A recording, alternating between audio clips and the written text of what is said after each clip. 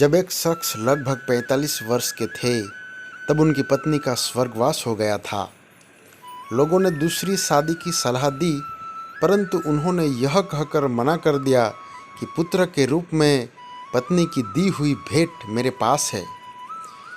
इसी के साथ पूरी जिंदगी अच्छे से कट जाएगी। पुत्र जब वयस्क हुआ तो पूरा कारोबार पुत्र के हवाले कर दिया। स्वयं कभी अपने तो कभी दोस्तों के ऑफिस में बैठकर समय व्यतीत करने लगे। पुत्र की शादी के बाद वह और अधिक निश्चिंत हो गए। पूरा घर बहू को सुपर्द कर दिया। पुत्र की शादी के लगभग 1 वर्ष बाद दोपहर में खाना खा रहे थे।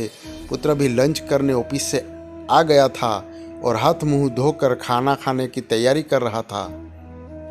उसने सुना कि पिताजी ने बहू से खाने के साथ दही मांगा और बहू ने जवाब दिया कि आज घर में दही उपलब्ध नहीं है।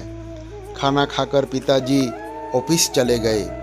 थोड़ी देर बाद पुत्र अपनी पत्नी के साथ खाना खाने बैठा। खाने में प्याला भरा हुआ दही भी था।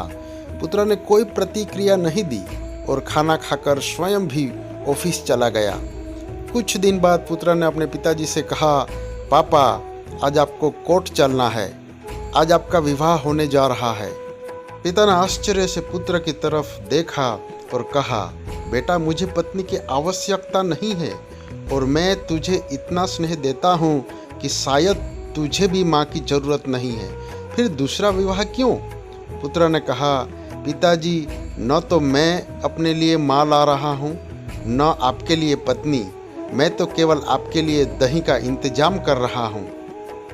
कल से मैं किराए के मकान में आपकी बहू के साथ रहूँगा तथा आपके ऑफिस में एक कर्मचारी की तरह वेतन लूँगा ताकि आपकी बहू को दही की कीमत का पता चले। माँ बाप हमारे लिए एटीएम कार्ड बन सकते हैं तो हम उनके लिए आधार कार्ड तो बन ही सकते हैं। धन्यवाद।